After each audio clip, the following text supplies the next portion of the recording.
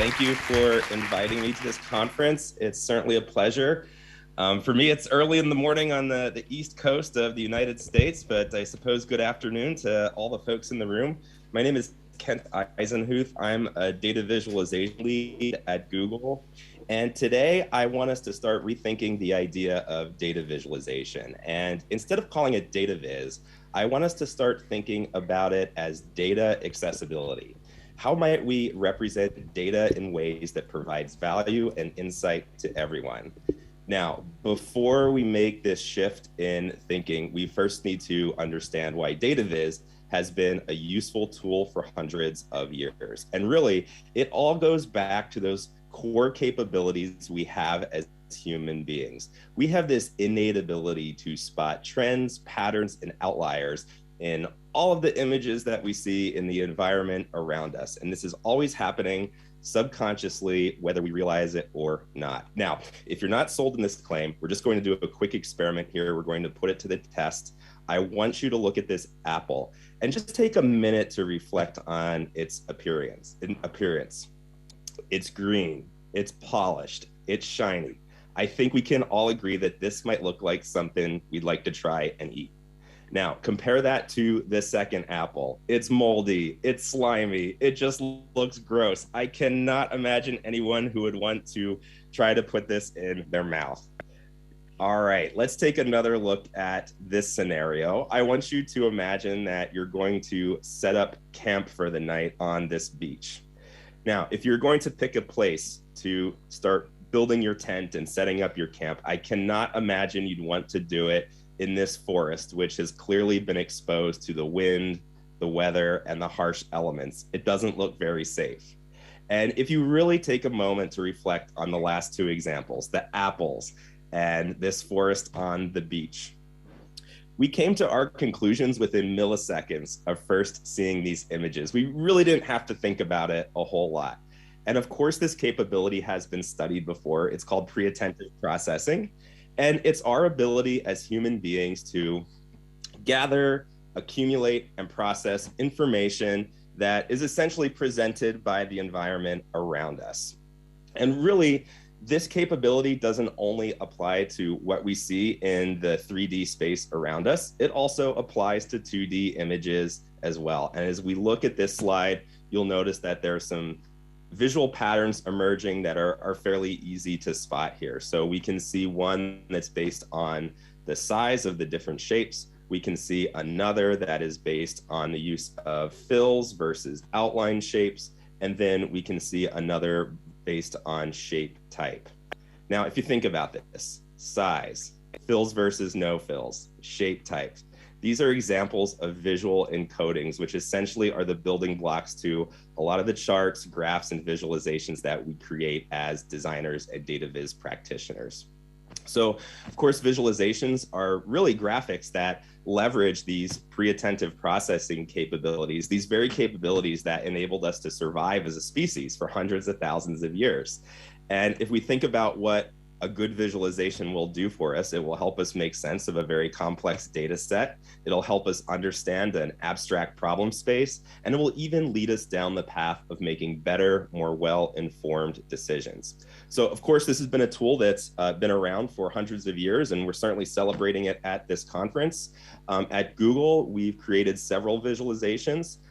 This is an example where we are using data viz to help billions of people understand the spread of COVID-19 during the pandemic. And this was a nice map that just showed those geographical hotspots worldwide. We created other charts that helped people understand local case rates. And as vaccines became available, again, we used visualizations to help people understand local vaccination rates so they could understand and determine whether or not they felt safe leaving their homes and going back out into the public. Now, aside from the pandemic, visualizations are also a part of our everyday lives. So for those of us who are interested in exercise and working out, or even athletes, we use visualizations to track our physical activity, our runs, and our workouts. A lot of us use data viz at work too. So I actually work on a team in Google Cloud. We create a lot of visualizations for folks who are developers, operators, all those people in the DevOps space. This is an example of a visualization that can help these people determine how performant a query is running on a database in their cloud project. And even when you think of Alphabet in general, we have all of these other bets that came out of Google X. And I'm going to highlight Project Loon here, which is now defunct. But if you weren't familiar with Project Loon, it was essentially a series of high altitude balloons that could provide internet connectivity and cell coverage to underserved areas. And the folks who were operating the Loon system relied on data viz. These were satellite operators, network engineers, and they relied on several visualizations to first understand the health of the Loon network, the network's ability to move data from the ground to balloons out over a remote region. And also they needed to understand the environmental and physical factors like weather and precipitation that were impacting a balloon's ability to communicate with stations on the ground, all so that they could run a better network. So these are several examples of how data viz is used today, just a few. I'm really excited about this conference because we're going to see a lot more examples. I want to just reflect a minute on this map of COVID hotspots. And I want you all to just take a good look at it if you can. And I think we can all agree that there's a lot of information covered in this map. It was providing a lot of value and insights. But see, not everybody can see the map in its entirety. Some of us are going to see the map like this. Other people are going to see the map like this. And unfortunately, there are people who aren't going to be able to see the map at all. And especially for these folks, they're not going to have access to the value, the information, and the insights, all that detail provided by the map to those people who can see it in its entirety. Now, we know that in America, according to the US CDC, 1 in 4 adults has some sort of disability. And there's certainly a pretty large subset of those people who aren't going to be able to experience the map the way it was initially intended. We also know that in America, according to Stack Exchange, there's over 4 million people that rely on assistive technology to consume web content. So as we start to think about these statistics, it's important to start rethinking the approach to visualization. For us, it's no longer about how do we make a great visualization that provides at-a-glance insights. It's more about how can we represent data in ways that provides value and insight to everyone. How can we create accessible data experiences that meet people where they are? So now they have the information to work with and a seat at the table. So back in 2019, my team wrote Material Design's data visualization guidelines, which are available at material.io today. And when we worked on that, we came up with these 6 guiding principles for designing any chart. And what I want to do today is I want to highlight a few of these principles and discuss how we're applying them to creating accessible data experiences and how you might start to think about how to make data accessible in your day-to-day work as well. So these are the 3 we're going to focus on. This is actually, I have a much longer version of this talk out on YouTube. So if you want to see more examples and highlights for the other points, I would encourage you to go look that up and check it out. But we're going to dive into probably my favorite principle, and that's all around lending a helping hand. Now, what does that mean for data accessibility? That's all about guiding people to the interesting aspects of the data. Now, this might sound all great and well and good and easy to do, but it's actually not. And there's different approaches that we can take. And our approach is really going to be dependent on the purpose that the chart is going to serve for the people looking at it. So let's look at this example. And those of you who are familiar with Edward Tufte might already know the backstory here. But this is essentially a street map of London that was created during the cholera outbreak in 1854. And back then, they were really trying to figure out how the disease was spreading. There was a lot of myths about it. And a guy by the name of Dr. John Snow took this street map of London. And as he started to learn about new cases, he would place a tick mark at the address of the known case. And over time, as more cases came up and the disease started to spread, and he was logging this on the map, he noticed, and you can see it on the right here, a very glaring visual pattern that there was a higher concentration of tick marks near the local water pumping stations. And what Dr. Snow realized is that cholera was likely spreading through the water supply. So this map didn't necessarily answer any questions for him, but it helped him identify the right follow-up questions to ask in his investigation of the spread of the disease. And it really led him down a path. We could think of Dr. Snow as a data analyst. Now, the way he was using this chart was very different than how we would use a chart like this. And as a designer of this particular chart, it's very utilitarian in focus or nature. And we already know the questions people are asking of the data, and we know the purpose that this chart is going to serve. And if you think about the last time you checked a stock quote, it's very likely you are interested in the current value of the stock. Is it higher or lower than the last time you checked it? And what is the recent trend in performance looking like? Now, we have other visualizations that typically are part of a larger narrative. These might exist in a news article or an executive presentation or even some sort of high-level dashboard. And a lot of times visualizations like this are used to cite evidence and support points that are made in the overarching narrative. So in this case, our takeaway is highlighted front and center here. And we can see the point in time, for example, when the measles vaccine was introduced, and we can see the decline in cases over the next decade. Now, thinking about these three examples, how might we guide people through this data experience? So what we learned working with people who rely on assistive technology, we'll use Dr. Snow's chart as our example. Those people who are data analysts, and we're not necessarily sure what they're looking for in the data, we want to help them explore it. So as they're navigating the chart, providing those verbal affordances that help them understand where they came from, where they are in the greater context of the data set, and where they can go, and providing landmarks that enable them to dive deeper into the data and explore it more is going to be important. For the stock chart, since we know the questions that people are asking of the data, we might provide a text summary that provides some of the key takeaways, the unexpected dip in the data, the unexpected spikes, or even the unexpected trends. And we can provide some sort of text-based summary that describes the performance of the stock without giving a nod to any of the visual cues in the chart. And then when we think about the measles vaccination chart that was part of the larger narrative, we can be a bit more bold in how we summarize it because we already know what the main takeaway of the chart is, and we know how it's going to be used to support the larger narrative. So these are some things that you can think about as you're integrating charts and visualizations in your day-to-day work, and how to make that data accessible for people who might not be able to see it or rely on assistive technology. So for everybody who experiences the chart in its entirety, doing this is really going to augment the experience. But for the folks who see the chart like this, you're really giving them access to the value and the insights for the first time. And I think there's something special about that. For my next guiding principle, I want to address one of the most common questions we field at Google on data accessibility. This one's going to be all about accessible chart colors.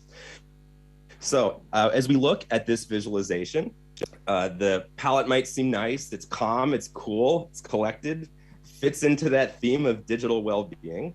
But the fact of the matter is that somebody with a protanopia condition is going to see the chart like this. And you'll notice that the other category at the top and the YouTube category also at the top, they're hard to distinguish from one another. So now the chart isn't as readable.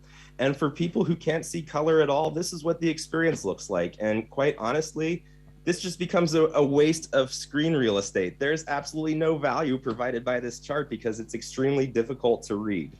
So that is why we've been using standard compliant colors in a lot of our charts. And we've been following WCAG 2.1 standards. If you're not familiar with WCAG, it's Web Content Accessibility Guidelines. And they basically call for all colors to have a minimum 3:1 contrast ratio with their background. So this is an example color palette that we came up with. And we did cheat a little bit. We included a sliver of that white background color between each of the swatches, just so we could ensure that we're meeting that requirement. And when you apply a palette to a chart like this is what it looks like. It's pretty bold. I think we can all agree that you can see the stacked bars. But if I were to tell you that in this case, the most important metric is actually represented by the red segments at the bottom of each bar in the series, I think we can all agree it's actually hard to see because we have three colors that are equally competing for your attention. So colors are only part of the story. And we're thinking about ways to eliminate or at least minimize our reliance on color to make visualizations. And we're thinking about ways in which we can use something other than color to convey meaning. In fact, it's a requirement. So we're going to do a bit of a magic trick here. We're going to add an outline to the top segments of the bars in this visualization. And now you'll notice your attention falls down to those metrics that matter most. And in a lot of our charts, we've been thinking about ways to use something other than color, like iconography, textures, graphical accents like borders, to convey meaning in addition to color. And we've really been leaning into this idea a lot, and it's been testing fairly well in a lot of our accessibility studies over the past few years. And when applied to some charts, this is what it starts to look like. And we realized when we lean into this, we can still make a chart that's visually appealing, yet it still tells a story in an accessible way, and it meets those compliance requirements. Now, for the next guiding principle and my last one, we're going to take this a step further because it's easier to think about these ideas up front when you're designing a new chart than it is to retrofit to an existing chart design like we saw on the last example. And if you think about this up front, you can think about elegant ways to really eliminate some of the unnecessary chart junk that might seem to be added as we're starting to meet some of these compliance requirements. And we really don't need to compromise design in any aspect of the experience when we're thinking about accessibility. It's really going to benefit people in delightful ways. So as we started doing this and taking this accessibility first approach to visual design, we started finding ourselves in this space where we're mashing up different chart types into newish visualizations that really tap into those pre-attentive processing capabilities I mentioned earlier in the talk. And of course, these are for folks who are fully sighted. But for some of the other folks, I want us to do a bit of a thought activity on this guiding principle. And I want you to think about this Nest Hub device. And if you're familiar with it, think about all the capabilities that it ships with. So when you ask this device a question, it ships with this really nice high-res screen. When it provides a narrated response to your query, and it can also play music and audio tones. So let's imagine that we're going to design an experience, a response to a question about a stock quote. So what we can do to exceed expectations is, of course, we can use the screen to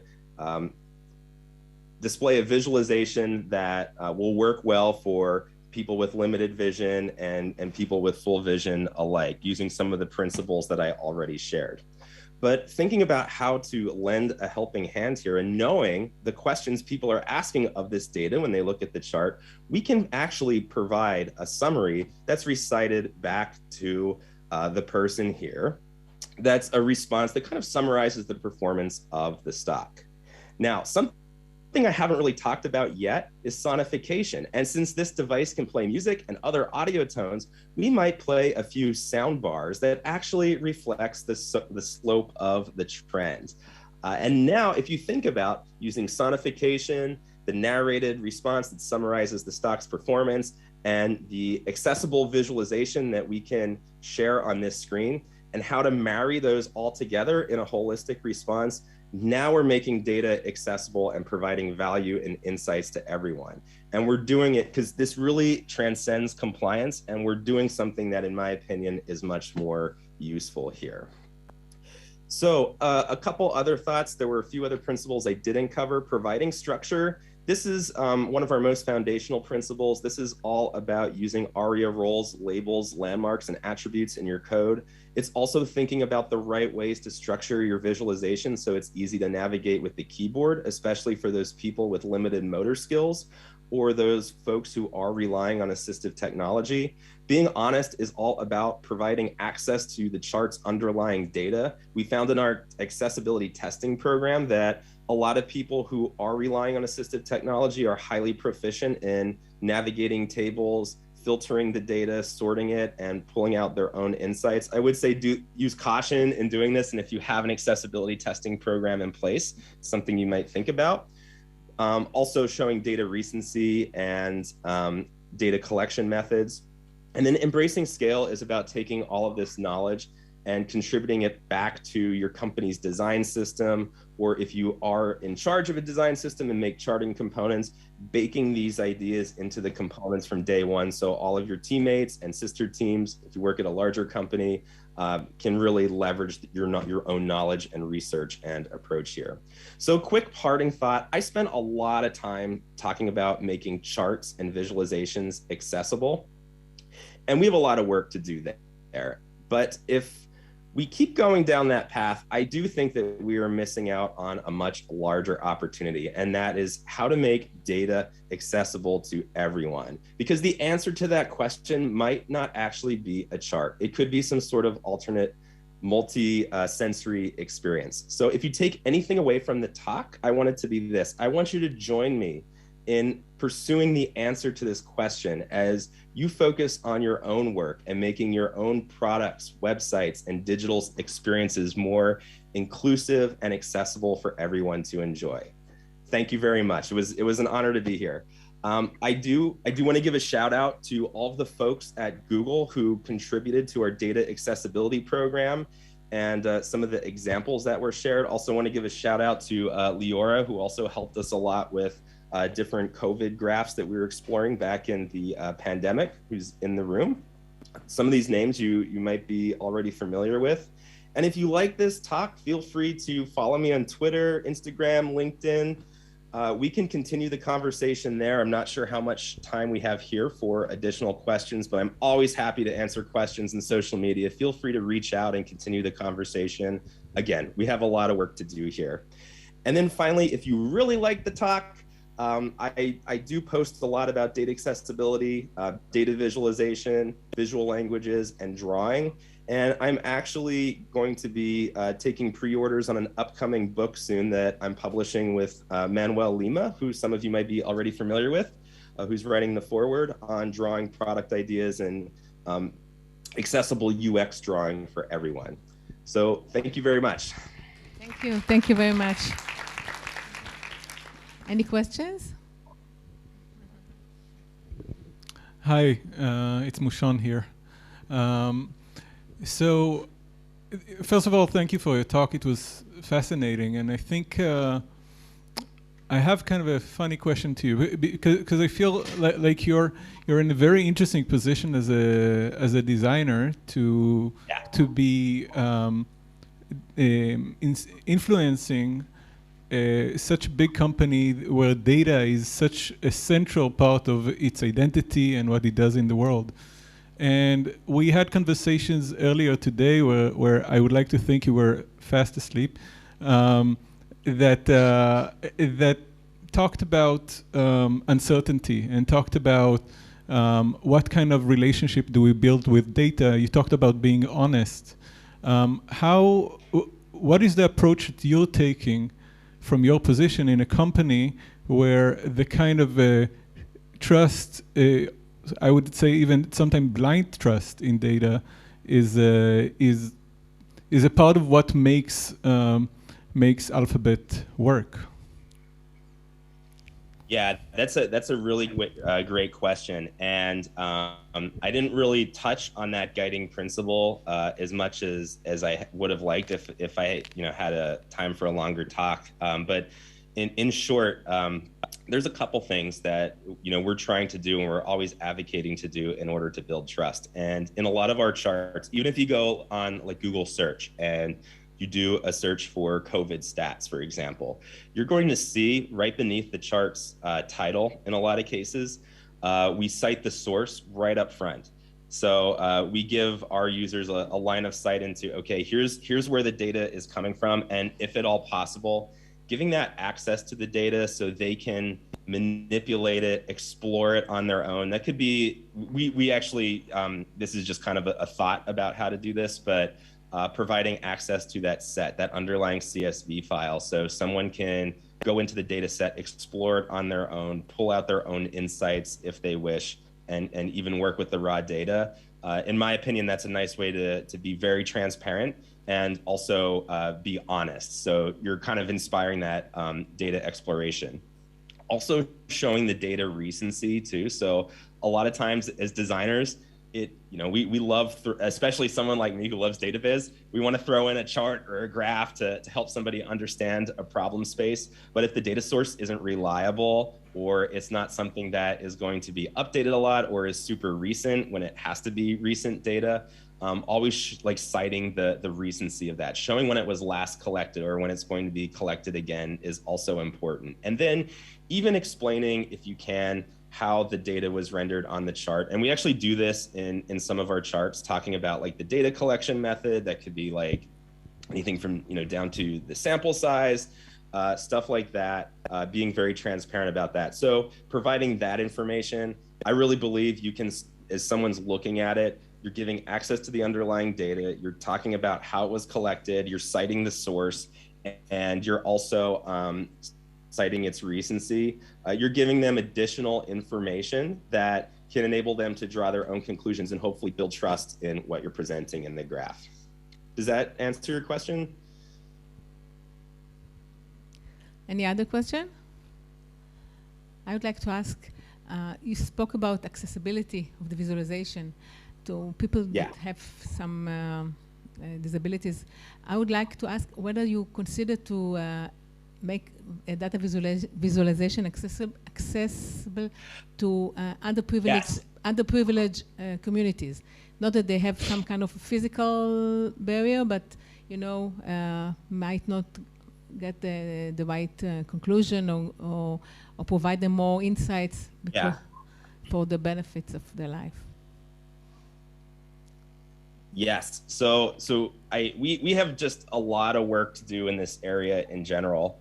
So I actually work on an inclusive design team, and we have some folks who are more focused on the inclusive design aspect of the practice. For me, it's bringing them in as consultants to make sure that we're matching a lot of the research that they've done. We're using inclusive language in our visualizations. On the accessibility side, and really I've been actually laser focused on that, because again, I think there's a lot of work to do there. We actually co-design a lot of our charts in our program with people who rely on assistive technology, people who have like color blindness conditions, because doing that for us has been really, really helpful, and working with those folks and setting them up in a way that they can contribute to our ideas has really enabled us to learn a lot. And for me, it has really shifted the way in which I thought about how we present data through assistive technology. Okay, thank you. More questions? Okay, thank you very much for joining us. Well, thank you. Good luck.